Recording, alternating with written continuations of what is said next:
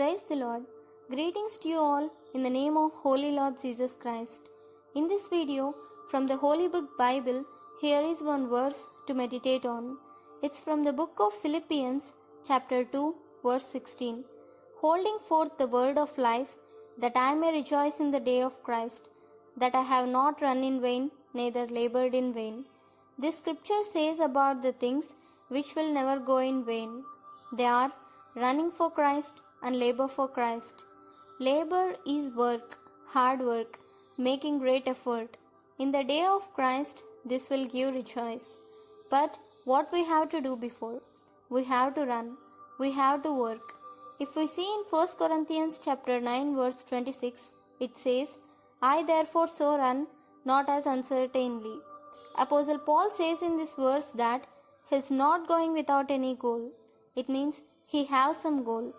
Everyone are running in education, running in job, running in career, running in or out of situations like this many. But once stop and question yourself, where your run is leading you to. Everyone are doing labor. Again here, question self, what is that you are getting through your labor? Anyone will get tired if they run for long time, if they do labor for long time. So finally, with the tiredness, they expect some relief.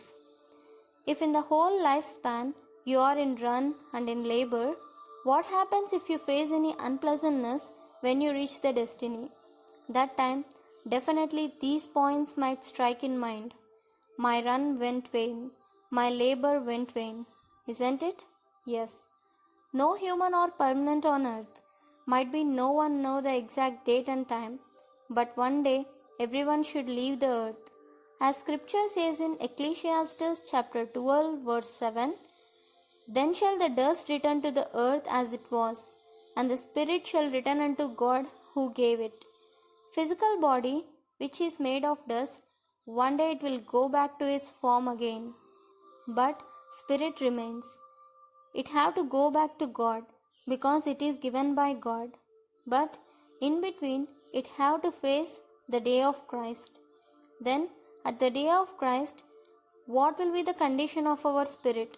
Will that be in condition to rejoice, or will that be in condition to mourn?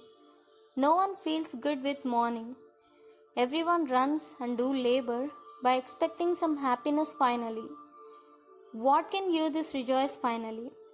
If we see in the book of Hebrews chapter 12 verse 1, we can see, wherefore seeing we also are compassed about with so great a cloud of witnesses, let us lay aside every weight and the sin which doth so easily beset us, and let us run with patience the race that is set before us.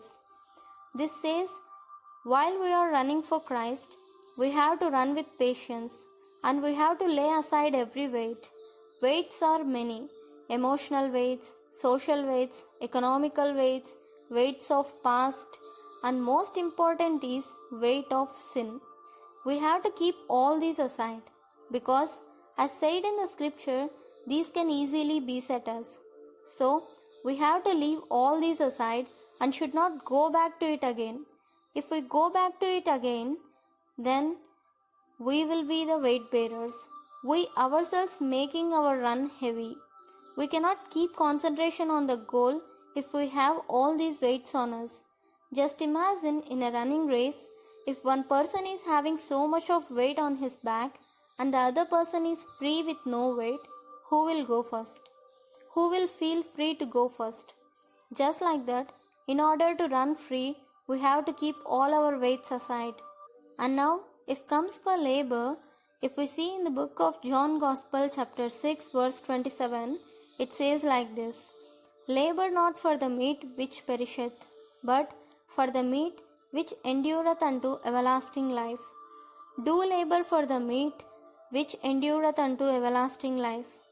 Think once on what kind of things we are keeping our concentration on, even by knowing that one day these physical things perish. If we run for Christ by leaving all our weights, if we do labor to find the meat that gives everlasting life, this means we are preparing our spirit to rejoice in Christ. Let us prepare ourselves to rejoice in the day of Christ. May God help you and hold your hand to move forward in spirituality. God bless you.